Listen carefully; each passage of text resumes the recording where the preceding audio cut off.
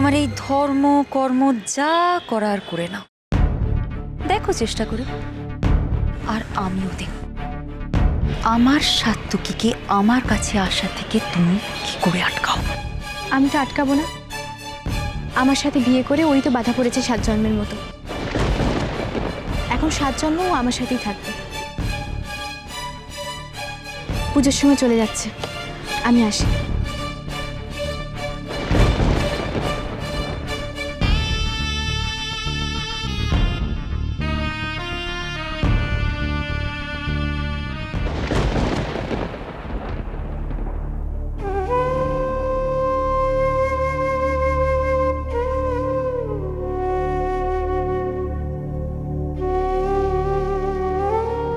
আমার কথাগুলো বোধহয় তিস্তার খুব খারাপ লেগেছে, খুব রেগে গেছে ও আমার ওপর।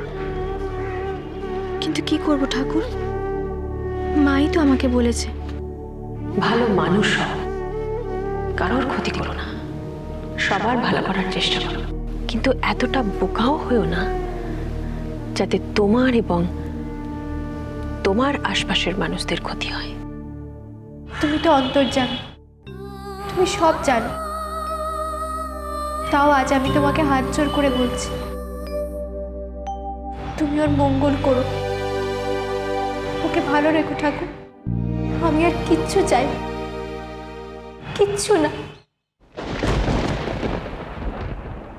কিন্তু আমি যে এত সহজে মেনে নেব না রে মা।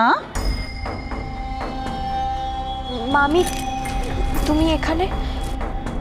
এই মন্দিরটা খুব জাগ্রত শুনেছি রে মা, তাই পথ খুঁজে খুঁজে এখানে এসে তোর দিদির মঙ্গলের জন্য পূজা দেব আর তোর দুঃখ কষ্ট মুখ বুঝে সইব, সেটা কি হয় রে বল? আমি তো আর তোর সৎ মা নই। হ্যাঁ, তোর মামি, মা আগে তারপরে মি, তার মানে জানিস মায়ের চেয়েও বেশি। হ্যাঁ রে মা, ঠাকুরের সামনে কাঁদতে পারিস, মনের সব কথা কইতে পারিস, আর আমি জিজ্ঞেস করলে আমাকে মুখ ফুটে কিছু কইতে পারিস না কো। দিদি ভাই আর অলিও এসেছে, তুমি পুজো দাও, আমি ওদের ডেকে আনছি। পুজো আমার দেয়া হয়ে গেছে, তো দিদি ভাইয়ের সঙ্গে দেখাও হয়েছে। আমার পুজো দেওয়া হয়নি, আমি ওদের ডেকে আনছি।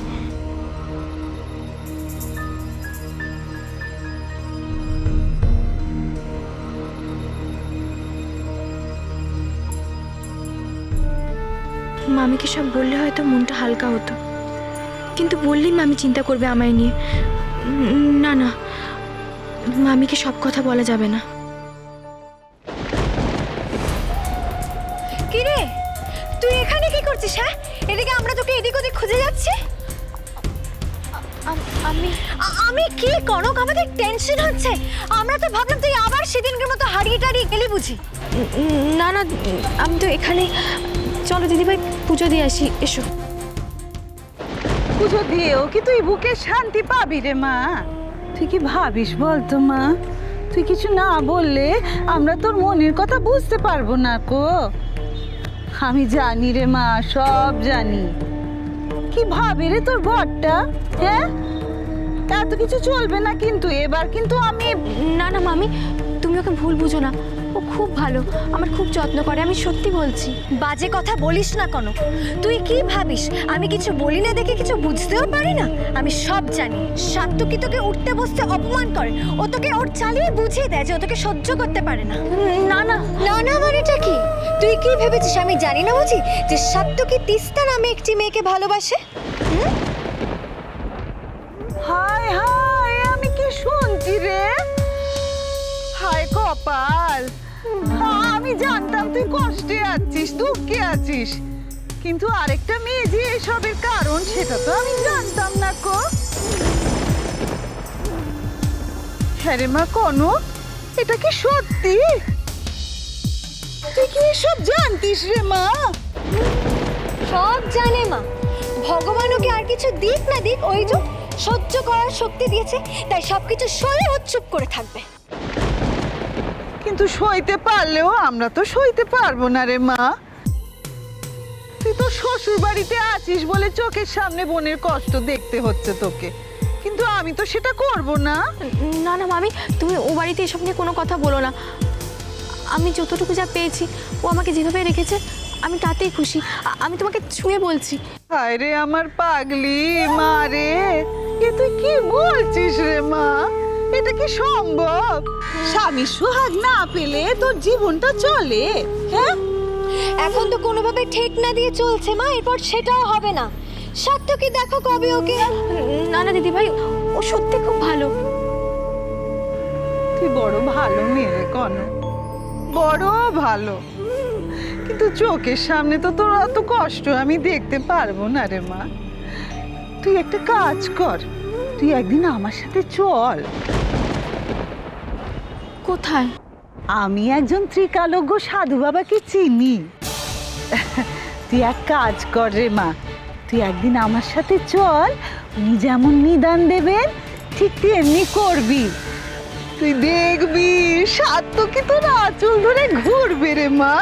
কিন্তু দিদি ভাই যে বললো এখানে পুজো দিলেই। আরে পাবি পাবি, তুই 2-1 দিনের মধ্যেই ফল পাবি। কিন্তু হ্যাঁ, এখানে পেলে যতটা না তাড়াতাড়ি পাবি, তার থেকে অনেক বেশি তাড়াতাড়ি পাবি মা যেখানে বলছে সেখানে গেলে। আচ্ছা ঠিক আছে, এখন তাড়াতাড়ি চলো, পুজো দিয়ে বাড়ি ফিরি।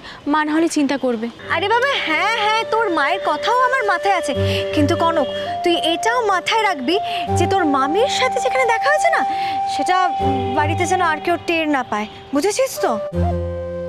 হ্যাঁ রে মা, তোর শাশুড়ি আমাকে কালো বিড়ালের মতন দেখে, তাই বলার কোনো দরকার নেই কো।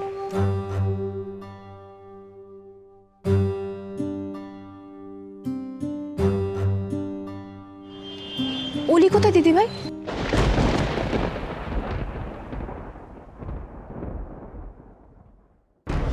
কি বলছো কি তুমি তিস্তা? কনক তোমাকে এতগুলো কথা বলেছে? না, আমি তো বানিয়ে বানিয়ে বলছি তোমাকে। না না তিস্তা, আমি সেটা বলছি না, কিন্তু কনকের মতো একটা ননসেন্স স্টুপিড মেয়ে এতগুলো কথা বলতে পারলো? তুমি জানো ওলি, তোমার জাস্ট না মানুষ চেনার কোনো ক্ষমতা নেই। তোমার মনে হয় ওই কোনোটা ননসেন্স স্টুপিড? ওভার স্মার্ট মেয়ে, জিনিস একটা। জানো তো তিস্তা, আমারও না মাঝে মাঝে এরকমই মনে হতো, কিন্তু মাঝে মাঝেও ও এমন একটা করে কাজ করে না। আজকের দিনে বোকা সেজে থাকাটাই না সবচেয়ে বুদ্ধিমানের কাজ ওলি। এই দেখো না, তুমি জানো কনক বোকা, বিশ্বাসই করবে না যে ওই সব করতে পারে, আর সেটাই ওই কনকের সবচেয়ে বড় অ্যাডভান্টেজ। ইউনো ওলি, আজকে আমি প্রথমবার কনকের সাথে মিট করে বুঝে গেছি ও কি করে তোমাদের বাড়ির সবার মাথাটা ঘুরিয়ে দিচ্ছে। আর ওই সার্থকী, সার্থকী তোর কাছে জাস্ট কিচ্ছু না। যেমন তুমি তেমন তোমার দাদা ভাই, দুজনেই ওর ব্যাপারে এক ভাবো।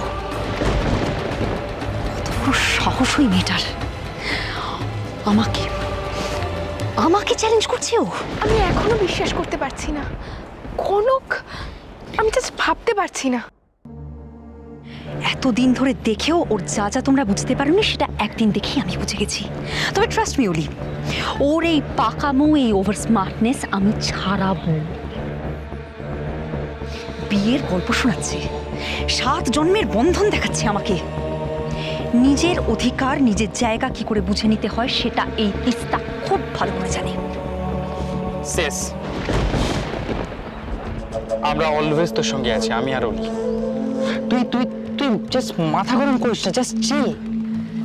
হ্যাঁ তিস্তা, রাহুল ঠিক কথাই বলেছে। তোমার চ্যালেঞ্জ জেতানোর জন্য আমি, রাহুল, ঝিলমিল এবং ওর মাও, আমরা সবাই তোমাকে সাপোর্ট করার জন্য আছি। আমার অত লোকের প্রয়োজন নেই। কি বলছিস কি তুই শেষ? কি বলছিস তুই? আমরা সবাই মিলে যদি একটা স্ট্রং গ্রুপ তৈরি করি, তাহলে আমার যদি কারোর হেল্পের প্রয়োজন হয় আমি নিজেই তাকে ডেকে নিতে পারবো, কিন্তু চ্যালেঞ্জটা যখন 1 to 1 হয়েছে তখন প্রথমে ওই কনককে বোঝাতে হবে চ্যালেঞ্জটা কার সাথে নিয়েছে।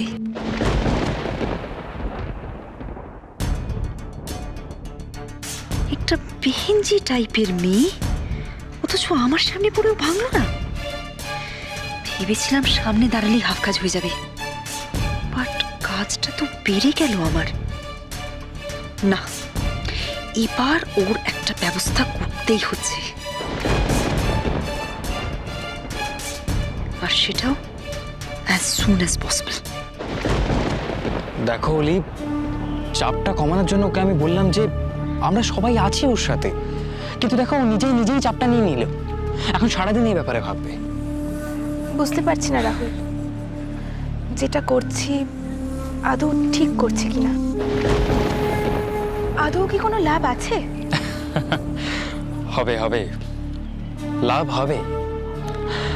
জানো, লাভ হতে গেলে একটু সময়ের দরকার হয়, যেমন একটু ইনভেস্টমেন্টেরও প্রয়োজন হয়। এই যেমন হলে তুমি আমাকে বিজনেস করার জন্য 5 লাখ টাকা দিয়েছিলে না, আমি বিজনেস শুরুও করে দিয়েছিলাম অলি। এখন অনেক প্রবলেম হচ্ছে, থাক পরে বলবো। না না, বলো না কি হয়েছে। ওই যে বললাম প্রফিটের জন্য একটু বেশি, আরো 2 লাখ টাকার প্রয়োজন।